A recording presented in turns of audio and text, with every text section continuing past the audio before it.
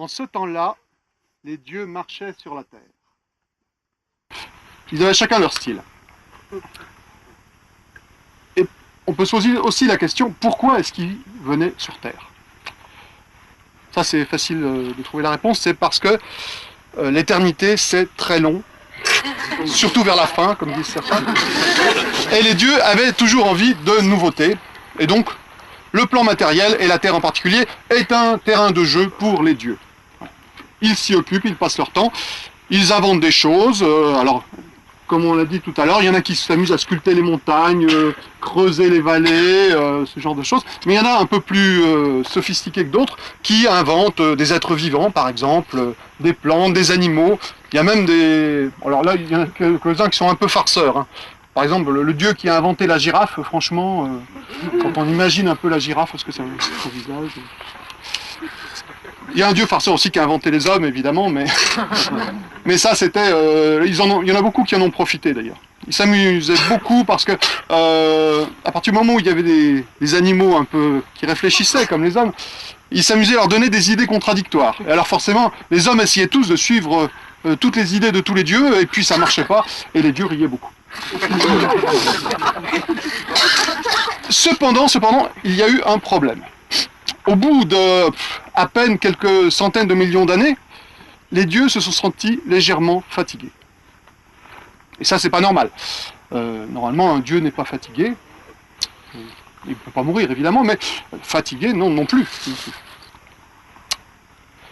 En fait, ça, c'est parce qu'ils avaient trop traîné sur le plan matériel, sous une forme ou une autre, et ils avaient été un petit peu happés par le temps, qui les fatiguait. Mais n'empêche que ça ne leur plaisait pas. Alors ils se sont réunis en grand conseil des dieux pour essayer de trouver une solution. A priori, il n'y en avait pas. Sauf un dieu qui avait plus fréquenté les créatures vivantes que les autres, et qui a dit, écoutez, les créatures vivantes qu'on a fait pour s'amuser, eh bien, elles sont tout le temps fatiguées. Enfin, presque tout le temps. Au bout de quelques heures, il y en a même qui sont vraiment tout le temps fatiguées. Et elles ont trouvé une solution. Elles dorment. Alors les dieux évidemment connaissaient le sommeil. La plupart du temps d'ailleurs, ils s'amusaient à rentrer dans les rêves des gens pour les embêter, des animaux pour les réveiller. Donc ils connaissent bien le sommeil, mais ils n'avaient pas pensé que le sommeil pourrait être applicable aux dieux à eux-mêmes. Et oui. Et ça c'était intéressant parce qu'ils n'avaient jamais essayé de dormir. Et oui, une nouveauté, enfin une nouveauté. Alors ça séduit tout le monde, et tous les dieux ont décidé de faire un somme. Au moins pour voir si ça va passer leur fatigue, et puis pour expérimenter une nouvelle chose. Alors pour faire en somme, évidemment, ils se sont mis en costume de nuit, ils ont chacun choisi une forme qui leur permette de passer quelques centaines de milliers d'années pour une petite sieste. Et ils ont pris leur forme, ils se sont installés, et ils se sont endormis tous, enfin presque tous, mais ça c'est une autre histoire. Ils se sont endormis. Et si bien que encore maintenant, on peut voir des dieux qui dorment. Par exemple, sur l'île de Pâques, à l'autre bout de la Terre, on croit qu'il y a des statues de sculptés. Non, c'est des dieux qui se sont installés en tant que visage qui regardent l'horizon. Ils se sont endormis là, sur la plage.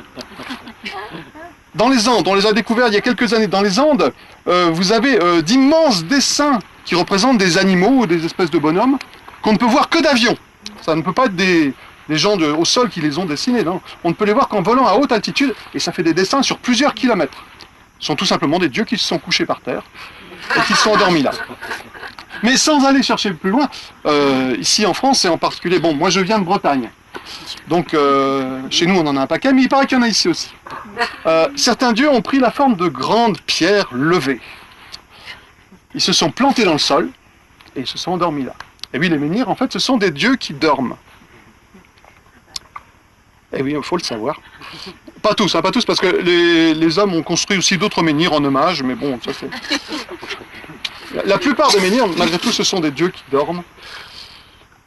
Et encore maintenant, bon, si vous allez vous promener, que vous êtes en vacances et que vous allez vous promener, vous pouvez croiser un menhir au détour d'un chemin, au détour d'un champ.